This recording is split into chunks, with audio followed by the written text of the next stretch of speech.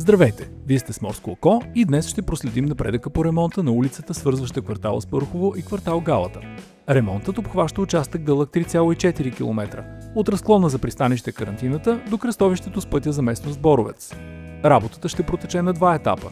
Първият включва 2,4 км, от отбивката за Карантината до южния вход на квартал Галата, а вторият – останалия 1 км от трасето.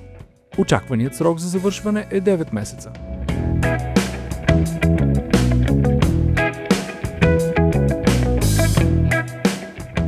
Не забравяйте да се абонирате за канала на Морско око във Facebook, Instagram и YouTube. Можете да ни подкрепите чрез функцията Super Thanks или като сканирате QR кода към Револют.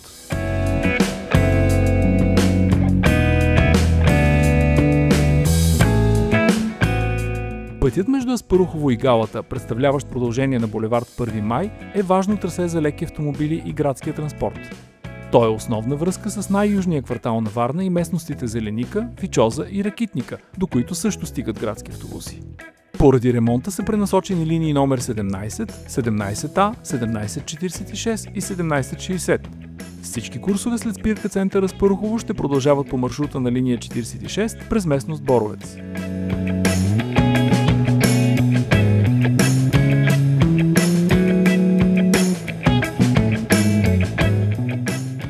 Обходното трасе е дълго 7,9 км, което удължава двойно времето за пътуване.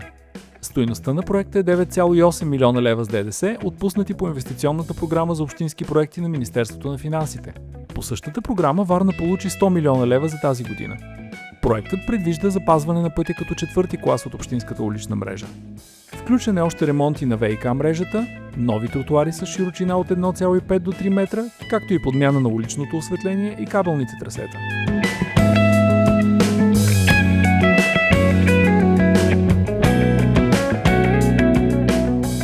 На брифинг при кмета фирмата изпълнител съобщи, че се работи по график и пътят ще бъде отворен в празничните дни. Друг важен пътен ремонт се извършва по булевард Княз Борис I между кръговото за квартал Виница и курортен комплекс Свети Константин и Елена. Видео от него ще намерите в нашия YouTube канал. Надяваме се този клип да ви е харесал. Предложения към нас можете да оставите долу в коментарите. Успешен ден и до скоро!